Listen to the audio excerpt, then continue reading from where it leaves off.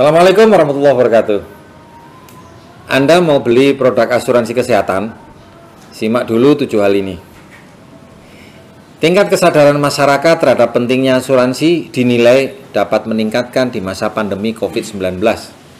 Variannya semakin lama semakin banyak.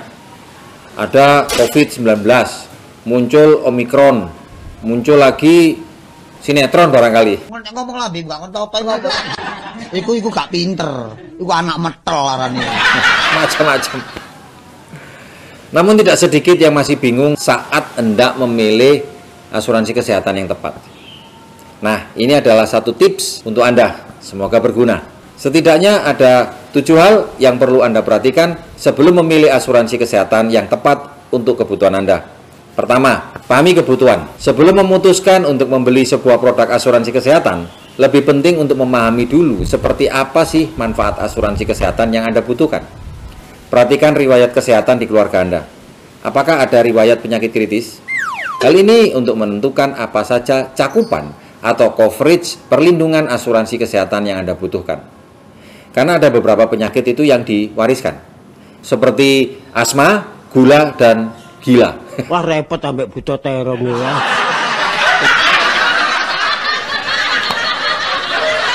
Selain itu, perlu dipertimbangkan kelas kamar seperti apa yang akan dipergunakan jika sakit. Apakah kamar dengan 2 tempat tidur cukup buat Anda? Atau Anda membutuhkan kamar perawatan yang lebih tenang dan nyaman dengan 1 tempat tidur saja?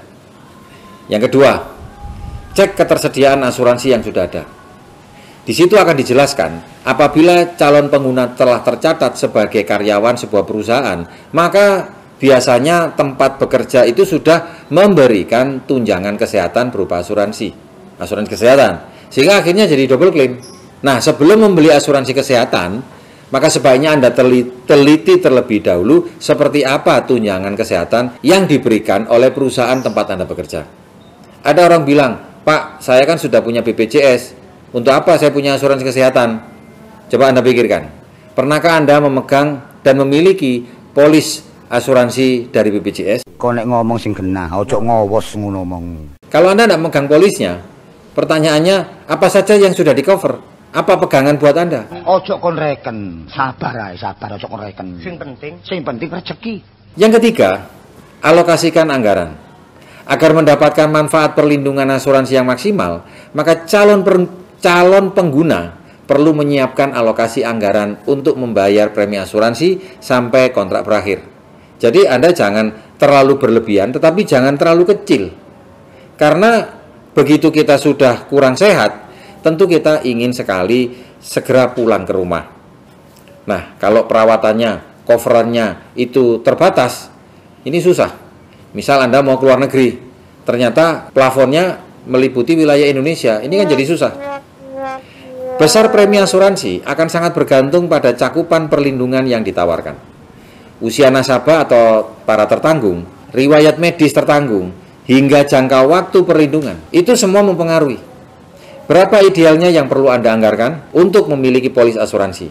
Adalah kisaran 10% sampai 15% dari pendapatan rutin yang bisa Anda alokasikan. Jadi bila pendapatan Anda saat ini adalah 10 juta, Anda bisa mengalokasikan 1 juta hingga 1,5 juta untuk pembayaran biaya premi asuransi.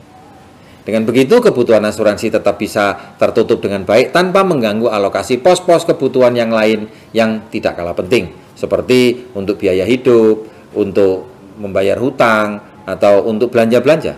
Loh, nek ngene jelas, terang gamblang, cetot rewelo-welo. Yang keempat, telitilah dengan melihat manfaat dan pelajari polis. Saat Anda hendak membeli polis asuransi kesehatan, pastikan untuk meneliti secara mendalam apa saja manfaat yang diberikan. Apakah itu sudah memenuhi kebutuhan Anda, apakah tidak. Beberapa manfaat yang lazim ditawarkan dalam produk asuransi antara lain manfaat rawat inap, manfaat rawat jalan, manfaat perawatan gigi, manfaat pembedahan, dan lain-lain juga. Itu perlu Anda cek. Pastikan juga mempelajari kondisi-kondisi yang dikecualikan yang tertera di dalam polis. Jadi dengan Anda mengajukan, polis Anda terima, Anda pelajari. Nggak cocok, Anda bisa membatalkan secara sepihak, tetapi tidak boleh lebih dari 14 hari. sejak polis Anda in-force. Misalnya, sehubungan dengan pasal pre-existing condition, yaitu aturan dalam asuransi kesehatan yang menyatakan manfaat asuransi tidak berlaku untuk penyakit-penyakit yang sudah ada sebelumnya. Jadi, bila Anda jatuh sakit dan harus rawat inap karena terkena pre-existing condition, maka asuransi kesehatan akan menolak klaim Anda, dan ini akan menyakitkan. Tidak mau ini. Makanya Anda pelajari lagi polisnya. Yang kelima, boleh kok Anda membandingkan dengan asuransi kesehatan perusahaan yang lain. Ada banyak jenis produk asuransi kesehatan yang tersedia di sekeliling kita. Jadi jangan langsung membeli asuransi kesehatan tanpa membandingkan dengan produk yang sejenis. Para agen asuransi akan dengan sukarela, suka hati akan membagikan bagaimana fitur dan kelebihan produk mereka. Cara membandingkan yang efektif adalah paling tidak bandingkan antara satu dengan dua produk agar bisa memilih yang terbaik. Jadi membandingannya jangan terlalu banyak. Pilih satu sebagai tolak ukur. Anda bisa lihat dari sisi jangkauan perlindungan, besaran premi yang dibebankan, dan rekam jejak penyedia asuransi. Rekam jejak penyedia asuransi itu sangat-sangat penting Anda perhatikan. Perusahaan asuransi yang berskala internasional, dia akan memiliki akses di seluruh dunia, khusus bagi Anda yang membutuhkan manfaat asuransi jangkauannya di luar Indonesia. Anda perlu mempertimbangkan hal ini. Kenapa? Ini tujuannya dengan urusan klaim. Karena ini akan bisa jadi masalah kalau Anda salah membeli di perusahaan yang tidak tepat. Jangan lupa memilih penyedia asuransi yang memiliki reputasi bagus dan pengalaman yang cukup lama.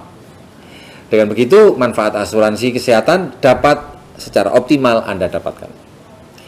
Yang keenam, ketahuilah cara pembayaran biaya pengobatannya. Zaman sekarang, perusahaan asuransilah yang memberikan banyak kemudahan untuk melakukan pembayaran biaya pengobatan Anda. Yaitu biasanya melalui sistem cashless, pakai kartu, bawa kartu ajaib, kartu sakti. Atau boleh juga pakai cara lama, yaitu reimburse. Pelajari juga keunggulan masing-masing. Lalu tentukan cara pembayaran mana yang paling sesuai dengan kebutuhan sebelum membeli polis asuransi kesehatan. Untuk pembayaran dengan cara reimburse, Anda harus membayar biaya perawatan terlebih dahulu, dan setelahnya itu baru Anda dapat melakukan pengajuan penggantian biaya kepada perusahaan asuransi dengan melampirkan dokumen-dokumen yang diminta. Di Allianz, pengguna atau nasabah dapat mengajukan penggantian biaya hanya dengan melalui penggantian digital claim submission, dengan jangka waktu pembayaran maksimal 48 jam atau 2 hari. Digital claim submission ini dapat dilakukan melalui aplikasi Easy Connect. Easy Connect adalah portal nasabah untuk memantau polis secara online. Kapan saja dan di mana saja dapat Anda ketahui. Uangnya dialokasikan kemana, mengajukan klaim dapat dilakukan dengan genggaman tangan Anda melalui handphone. Nasabah dapat memantau secara langsung nilai investasi, manfaat asuransi, pengkinian data, dan informasi polis manfaat yang lainnya. Dan yang ketujuh, cari biaya asuransi yang terhindar dari aspek inflasi. Cari yang murah. Polis asuransi kesehatan yang dimiliki oleh Allianz bayar hitungan hari ini, tetapi tetap tidak naik sampai usia kita 99 tahun. Bagi seorang pengusaha, bukankah itu adalah penawaran yang menarik? Bayar murah sekarang untuk mendapatkan manfaat yang terbaik hingga di masa yang akan datang. Semoga bermanfaat. Terima kasih. Assalamualaikum warahmatullahi wabarakatuh.